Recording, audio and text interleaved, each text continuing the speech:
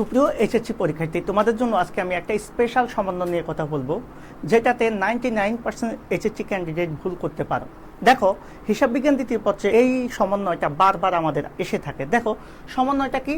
আমাদের ধরো একটা রেওয়া মিল দেওয়া আছে 31/12/2022 ধরে নিলাম।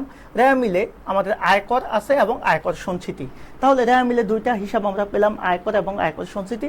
সমন্বয় আবার বলেছে আয়করের জন্য 10,000 টাকা সঞ্চিতি রাখো, বা আয়কর নিট লাভের এত টাকা দিয়ে আয়কর সঞ্চিতি সৃষ্টি করে, অথবা আয়কর সঞ্চিতি 10% রাখো। যেভাবেই থাকুক না কেন, সমন্বয়টা এরকম থাকতে পারে।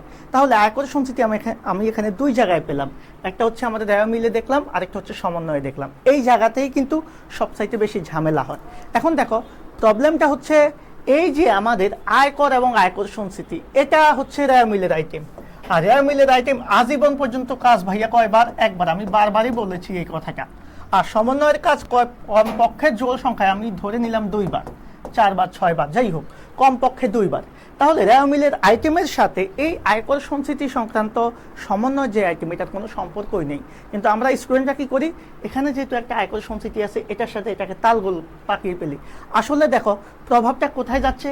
রেওয়া মিলের যে আয়কর এবং আয়কর সঞ্চিতি, এই আয়করটা হচ্ছে আয়ের উপর বা লাভের উপর দিতে হয়, সেহেতু এটাকে কি করব, একবার আমরা এই সংরক্ষিত আয় বিবরণীতে একবারই লিখে ফেলতে পারবো। এখন এটা দুইভাবে লেখা যায়।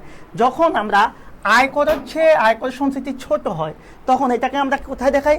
আয়ের বন্টনে। অর্থাৎ আগে আমরা আয়গুলা লিখি, সেখান থেকে আয়ের বন্টনে আয়কর থেকে আয়কর সঞ্চিতিটা মাইনাস করে দেখাই।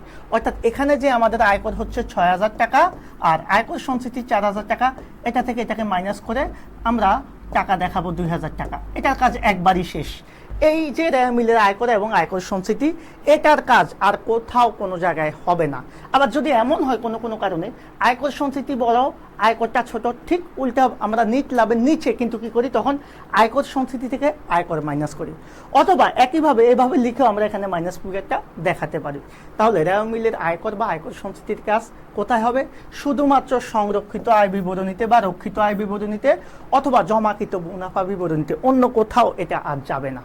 এটার কাজ ফিনিশ। এখন আমাদের বাকি থাকলো সমন্বয়ের আয়কর সঞ্চিতি। দেখো, সমন্বয়ের আয়কর সঞ্চিতি কি? জাস্ট দুই জায়গায় যাবে। একটা হচ্ছে এই যে আয়কর আমরা রেখেছি, এটা হচ্ছে চলতি বছরের মুনাফার উপর ভিত্তি করে আগামী বছর আয়করটা আমরা দেব। সেজন্য এই আয়কর সঞ্চিতিটাকে আমরা বলি হচ্ছে নতুন আয়কর সঞ্চিতি। আর এই নতুন আয়কর সঞ্চিতিটা আমরা কি করব? বিশদায় বিবরণীতে আমরা আয় থেকে ব্যয় বাদ দেওয়ার পর যে নিট মুনাফাটা আসবে, সেটাকে আমরা বলি হচ্ছে কর পূর্ববর্তী মুনাফা। সেই কর পূর্ববর্তী মুনাফা বা কর পূর্ব মুনাফা থেকে এই সমন্বয়ের আয়কর সঞ্চিতিটা, নতুন আয়কর সঞ্চিতিটা জাস্ট 10,000 টাকা আমরা মাইনাস করে দেব। শেষ। একবার হলো বিশদায় বিবরণীতে কাজ।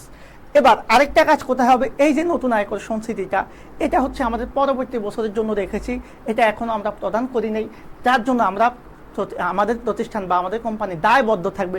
সেজন্য এটা চলে যাবে আর্থিক অবস্থার বিবরণীতে। কোথায়? চলতি দায় ও ভবিষ্যৎ ব্যবস্থায়। তাহলে চলতি দায় ও ভবিষ্যৎ ব্যবস্থায় চলে যাবে কি নামে? নতুন আয়কর সঞ্চিতিতে নামে, দায়ের আন্ডারে। তাহলে এক মিনিটে আমরা বলি, একটা জিনিস আমরা এখানে দেখলাম যে রেওয়া মিলের আয়কর এবং আয়কর সঞ্চিতির কাজ হবে শুধুমাত্র সংরক্ষিত আয় বিবরণীতে, আর সমন্বয়ের আয়কর সঞ্চিতির কাজ হবে একবার বিশদায় বিবরণীতে, আবার হচ্ছে আর্থিক অবস্থার বিবরণী বা উদ্বৃত্ত পত্রে চলতি দায় ও ভবিষ্যৎ ব্যবস্থা। এই বিষয়টাকে তোমরা অবশ্যই মাথায় রেখে পরীক্ষার হলে যাবা। ইনশাল্লাহ এই জাতীয় সমন্বয়ে যাতে আর কখনো কারো সমস্যা না হয়, সেই আশাই রাখছি। ধন্যবাদ সবাইকে।